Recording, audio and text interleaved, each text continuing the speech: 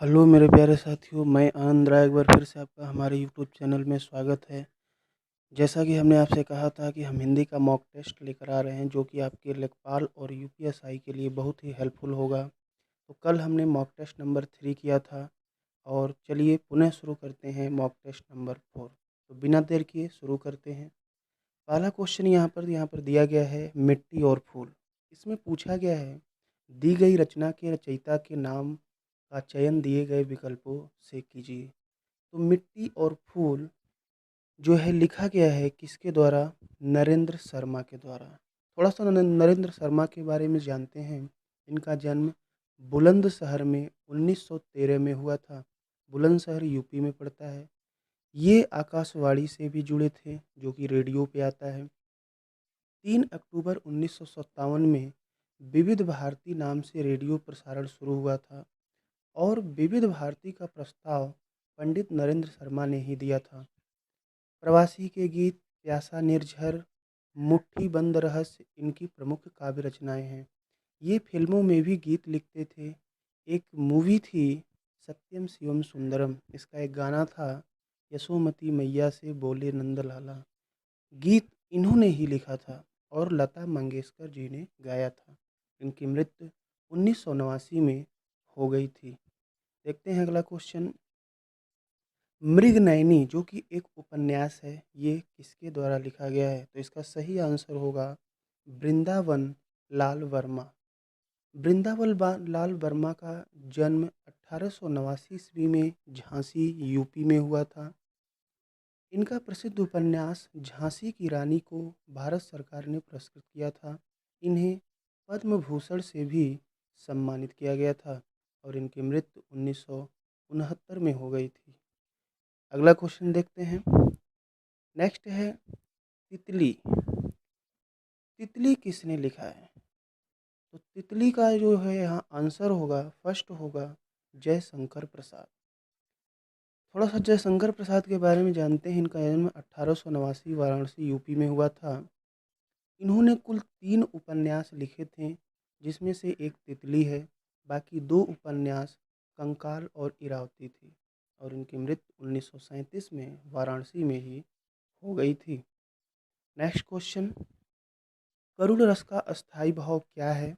तो करुण रस का अस्थाई भाव शोक होगा। क्या होगा? शोक होगा। अद्भुत का अस्थाई भाव विस्मय होता है। भयानक का भय और करुण का शोक होता है। नेक्स्ट क्वेश्चन देखते हैं। 79 नंबर क्वेश्चन में श्रृंगार रस का स्थायी भाव क्या होगा? रति होगा। ऑप्शन नंबर यहाँ पर डी सही है। वीर का उत्साह होता है, करुण का शोक होता है और हास्य रस का हास होता है।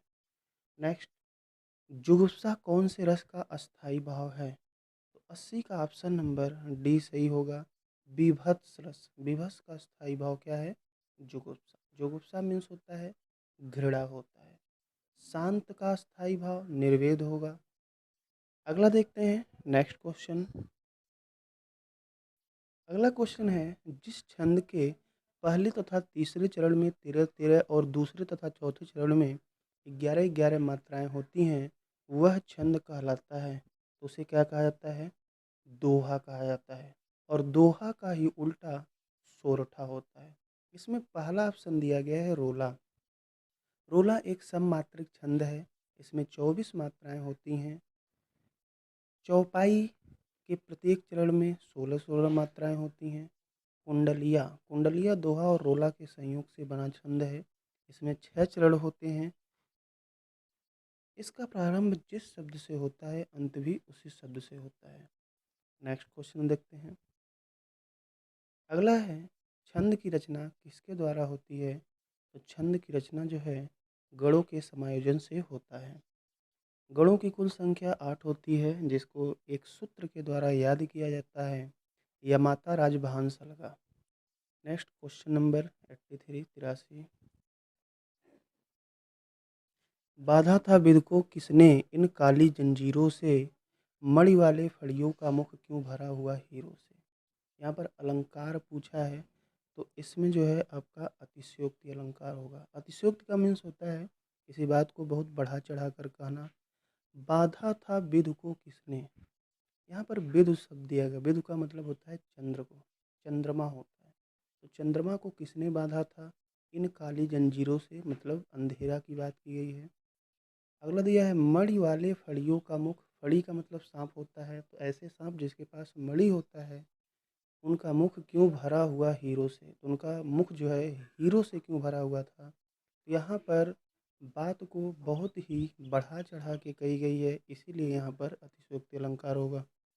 नेक्स्ट क्वेश्चन है फूले कांस सकल मही छाई, जनु बरसा ऋतु प्रकट बुढ़ाई। इसका ऑप्शन नंबर फर्स्ट सही होगा। यहाँ पर उत्प्रेक्षा अलंकार होगा। सबसे पहले इसके अर्थ को समझते हैं। फूले कांस सकल मई छाई, जन वर्षा ऋतु प्रकट बुढ़ाई। यहाँ पर वर्षा ऋतु के बाद शरद ऋतु के आगमन का वर्णन हुआ है। शरद में कांस के खिले हुए फूल ऐसे मालूम होते हैं जैसे वर्षा ऋतु का बुढ़ापा प्रकट हो गया हो। यहाँ कांस के फूल में वर्षा ऋतु के बुढ़ापे की संभावित कल्पना की गई है। और जिस काव्य में मनु मानो जनु जानो मनोजनों का प्रयोग होता है वहाँ उत्प्रेक्षा अलंकार होता है। तो यहाँ पर जनु शब्द का प्रयोग हुआ है। नेक्स्ट क्वेश्चन कनक कनक ते सौगुनी मादकताधिका, या खाए बौराए नर वा पाए बौराए। इसका आंसर होगा यमक। यहाँ पर जब एक शब्द का प्रयोग एक से अधिक बार हो और हर बार उसका अर्थ अलग अलग हो तो यहाँ पर यमक अलंकार होता है। कनक कनक, कनक में सोना भी होता है, कनक में धतुरा भी होता है। यहाँ पर सोना जो है धतुरा का क्या है 100 गुना अधिक मूल्यवान होता है। यहाँ पर बात की गई है कनक कनक ते 100 गुनी मादकता अधिक आए। किसी व्यक्ति के पास यदि सोना अधिक हो जाए तो उसके अंदर मादकता हो जाती है, वो पागल हो जाता है। आगे दिया गया या खाए बौराए नर वापा है बौराए। मतलब यहाँ पर अब खाने की जब बात की गई है तो धतूरे की बात की गई है। धतूरा जो खाता है वो बौरा जाता है और जब सोना कोई ज़्यादा पाता है तो वो भी बौरा जाता है। यहाँ पर कनक कनक दोनों का दो अर्थ है, इसलिए यमक अलंकार होगा। नेक्स्ट क्वेश्चन यहाँ पर पूछा है समानार्थी शब्द बताना है, नहीं है तो द्रव्य का पूछा गया है। यहाँ पर द्रव्य का समानार्थी जो है वृत्त नहीं होगा। वृत्त का मतलब सर्किल होता है। धन वित्त और विरत तीनों द्रव्य के समानार्थी हैं।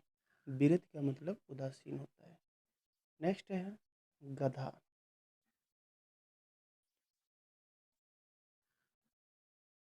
गधा, गधा का यहाँ पर कौन सा नहीं होगा तो 87 का आंसर सी होगा। वासव गधा का नहीं होता है।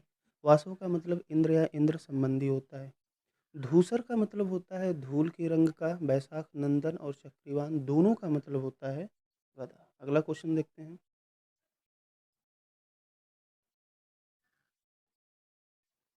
नेक्स्ट क्वेश्चन है यहाँ पर पर्यायवाची शब्द बताना है तो मारुत। मारुत का जो पर्यायवाची होगा वो क्या होगा वायु होगा। मारुत का पर्यायवाची वायु होता है। नेक्स्ट है प्रसून। प्रसून का पर्यायवाची क्या होगा पुष्प होगा। तो 89 का बी होगा। अगला क्वेश्चन अम्बु। अम्बु का पर्यायवाची क्या होगा। अम्बु का पर्यायवाची जो है जल होता है। क्लियर।